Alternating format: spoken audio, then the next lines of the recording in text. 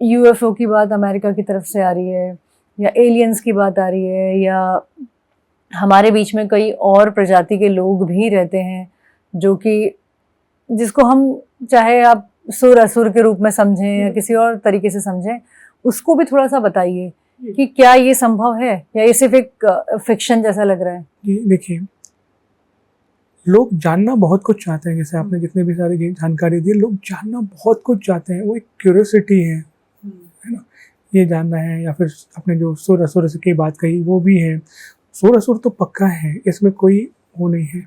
Form लेके भी आते हैं, स्वरूप लेके भी आते हैं, जिसको आप एलियंस कहिए जो भी कहिए, है तो।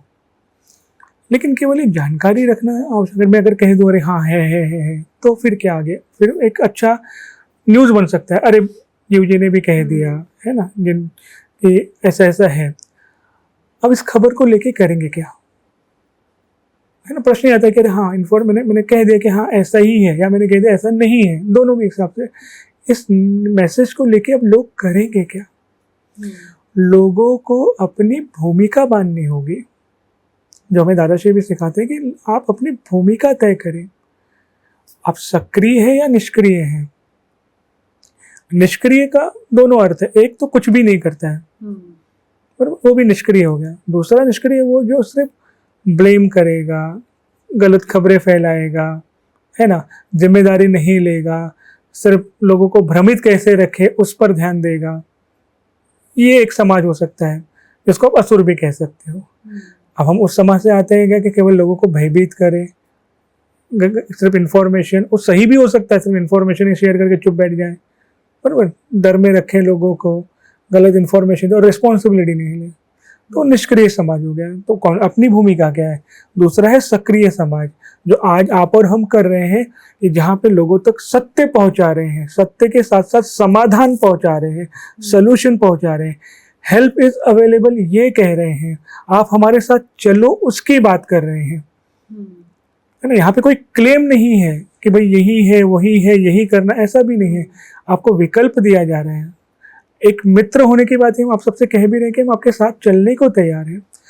तो इन्फॉर्मेशन बहुत है, आप जो कह रहे हैं उसका मैं बहुत आसानी से मैं बता भी सकता हूँ कि ये ऐसा है और ऐसा नहीं है, लेकिन इससे कुछ बदलेगा नहीं, कुछ होगा नहीं। हमें हमारी भूमिका तय करनी होगी। और जब हम कहते हैं कि हम रिस्पॉन्सिबिलिटी लेते हैं, तो वैसी ऊर्जा आपके साथ आता है, वैसा समूह आपके साथ जाता है। और आज का जो समय है, एक सामूहिक कर्म का समय चल रहा है, आपको अगर पता होगा तो। सामूहिक कर्म का क्यों, क्योंकि जो शुरुआत में आपने प्रश्न पूछा था उस वो एक कारण है। अब इसको लोग अपने नेगेटिव हिसाब से भी अगर देखेंगे तो भी उसका उत्तर दिया जाएगा। तो जब एक विश्व बनने के कागार में है, एक प्रोसेस चल रहा है जहाँ पे वसुधैव कुटुंबकम जो हम कहते हैं वो फलित होगा। क्योंकि सिर्फ ये शब्द नहीं है कि वसुधैव कुटुंबकम, अरे ये सच में घटित होगा, पहले था और अभी भी है, विचारों में है, अब वो फिजिकल फॉर्म में भी लोगों को दिखेगा। तो एक विश्व एक परिवार होगा। अब जब एक विश्व एक परिवार होगा तो फिर हमारे जो कर्म हैं वो भी शेयरिंग होंगे, उसका भी आदान प्रदान होगा।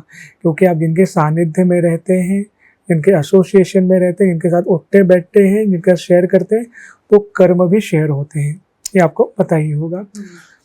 तो यानी अगर गलती किसी और ने की है, गलती किसी एक पूरे समूह ने की है, तो आप भी उसके सहभागी होंगे, चाहो ना चाहो। अब क्या मैंने डरा दिया लोगों को ये बताकर, तो लोग डर भी सकते हैं, लेकिन मैं सिर्फ उतना ही नहीं, आगे समाधान भी है। तो मैत्रेय दादाश्री ने इसका समाधान भी दिया है, क्योंकि आप इस विश्व के भाग हो, इसलिए इस विश्व के परिवार के सदस्य हो, तो कर्मा तो शेयर होता ही है। लेकिन आप इससे बच सकते हो कैसे, तो अंतर शुद्धिकरण से, है ना। एक प्रक्रिया होती है अंतर शुद्धिकरण की, जिनको आप एक बस एक भाव से, मैत्रेय दादाश्री जी की जो प्रतिमा है डिवाइन लाइट, उनके आंखों में देखकर आप सिर्फ कह दे कि मैं सत्य के मार्ग पे चलना चाहता हूँ, या आपके बताए मार्ग पर चलना चाहता हूँ, मुझे भीतर से शुद्ध कर दे। ये सिर्फ कहना आपको अनुभव देगा। एक बार वो अंतर शुद्धिकरण का प्रोसेस हो गया तो आप एक प्रेम के मार्ग पे चलेंगे। जैसे मैंने कहा कि समूह का, है ना, ग्रुप का, एसोसिएशन का कर्मा इम्पैक्ट होता है।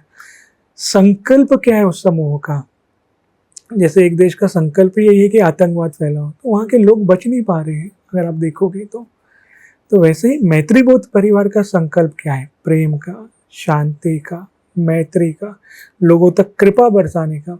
तो इस समूह से जो जुड़े हैं, यानी उस संकल्प से जुड़े हैं, तो मैंने उस ऊर्जा से जुड़े हैं। तो मैत्रीबोध परिवार में अगर जो जुड़ा है तो प्रेम को अनुभव करेगा, शांति को अनुभव करेगा, मैत्री को अनुभव करेगा, कृपा को अनुभव करेगा। तो ये एक समझ होनी थी जी। और ऐसे में लेकिन मित्रजीव जी, जो लोग पहले से अपनी कुछ और स्पिरिचुअल प्रैक्टिसेस कर ही रहे हैं, अच्छी बात है, तो वो तो फिर अपने रास्ते में चल रहे हैं, चलना तो भी चलते चाहिए रहेंगे। जी, बिल्कुल चलना चाहिए। और जो अपने रास्ते में चल रहे हैं वो अपने ईश्वर से वो प्रार्थना करें फिर कि भाई मैं आपके बताए हुए मार्ग पे चलने के तैयार हूँ, और उनको फिर वो कहें कि भाई अंतर शुद्धिकरण मुझे आप करें और अनुभव करें। और उनसे पूछिए कि जैसे मैंने आपको शुरुआत में कहा था ना, कि अपने ईश्वर से पूछिए कि भाई सत्य का मार्ग क्या मुझे दिखाएं, वो दिखेगा। और जो ईश्वर को नहीं मानते हैं वो प्रकृति से प्रार्थना करें कि भाई मैं कैसे इससे बचूं और आगे चलूं। तो जिन नेगेटिव बीइंग्स की बात हम अभी कर रहे थे, तो वो अगर हमें प्रभावित नहीं करती तो शायद हमें उतना फर्क कुछ नहीं पड़ेगा, पर क्या वो हमें प्रभावित बिल्कुल नहीं करती हैं? देखिए, प्रभावित कब होते हैं ये भी समझना जरूरी है। आप कनेक्टेड हो, है ना।